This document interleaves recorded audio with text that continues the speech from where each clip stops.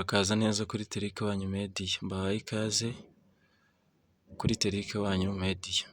Uyu munsi tugiye kureba zimwe muri features zo ku munsi wa 20 cyangwa se imikino APR yagiye ikina ku mukino wa 20 muri Rwanda Premier League uko byagiye bigenda nko mu myaka 8 ishize. Ibi turabigarukaho kuko APR ifitanye umukino na Rayon Sports ku itariki 9 z'uku kwezi, aho bazahurira kuri stade Amahoro mu gikombe cya shampiyona, twibukiranya yuko ubu ngubu Rayon Sports ariyo iri ku mwanya wa mbere, aho irimo irarusha amanota 2 APR Football Club. Means ko bagiye gukina Rayon Sports iri ku mwanya wa mbere irusha amanota 2 ikipe ya APR Football Club. Rero uyu munsi tugiye kureba kuko APR izakina na Rayon Sports ku munsi wa 20, zimwe muri features zagiye ziranga ikipe ya APR ku munsi wa 20. Turahera kuri season ya 2023-2024 ariyo iheruka.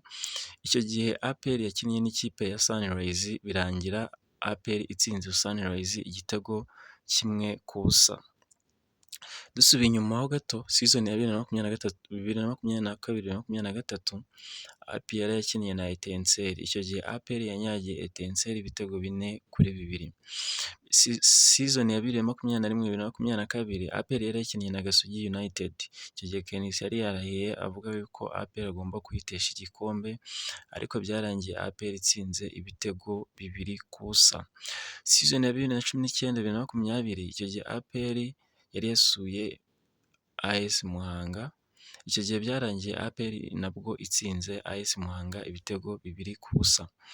Season ya 2018-2019 icyo gihe APR yari yakiriye ikipe ya Etincelles, ikipe y'Urubavu.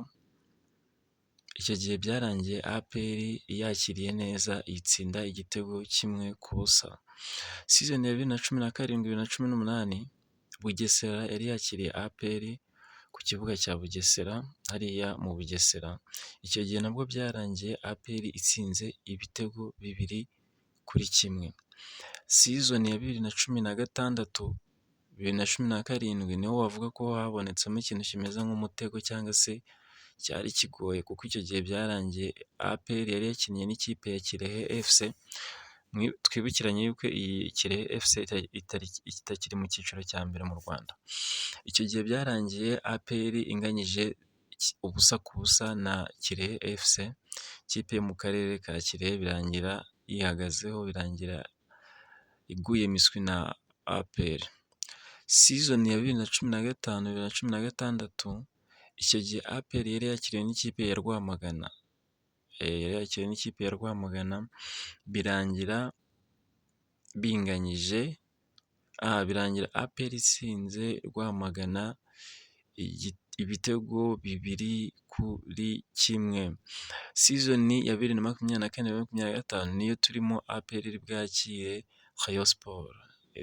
Rayon Sports yatakaje Faringanye.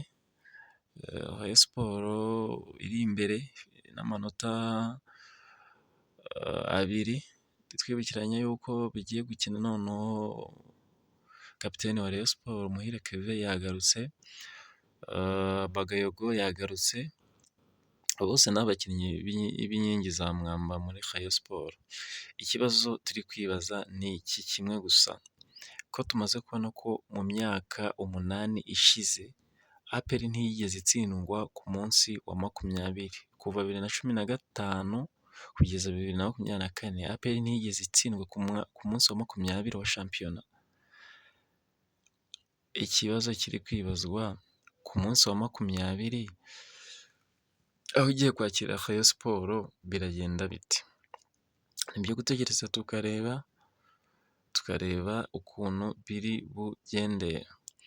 Turagushimiye wowe wabanye natwe kuri uyu munsi kuri kino kiganiro, tugusaba subscribe, share na comment kugira ngo dukomeze twaguke. Iyi ni channel inyuzaho ibintu bya siporo gusa.